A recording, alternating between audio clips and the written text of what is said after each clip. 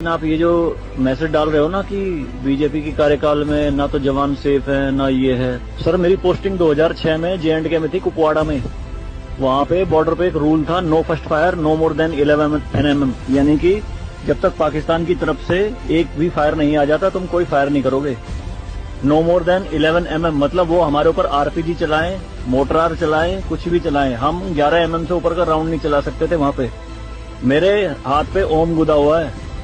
इस ओम के गुदे होने की वजह से मुझे हाथ में रुमाल बांध के ड्यूटी करनी पड़ती थी वहाँ पे।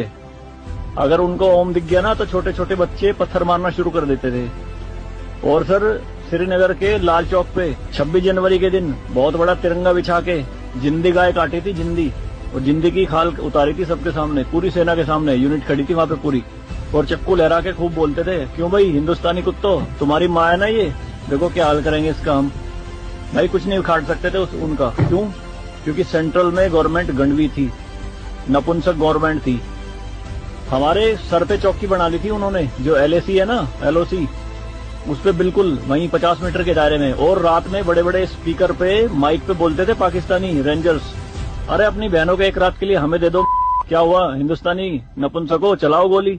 कुछ नहीं कर सकते थे उनका। 2014 में जब गवर्नमेंट चेंज हुई तो सेना अध्यक्ष बिपिन रावत साहब जब उनसे मिले तो उन्होंने बताया कि बॉर्डर के हालात खराब है सर, छूट नहीं है जवानों को कुछ भी। तो PM मोदी ने कहा था कि छूट मेरी तरफ से पूरी है, मैं नहीं जाऊंगा वहां लड़ने, तुम जाओगे।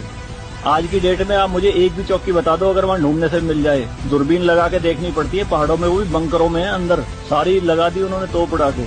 शांति काल में आप 155 mm की बोफोर्स टाइप की तोप नहीं चला सकते, यूएनओ का रूल है।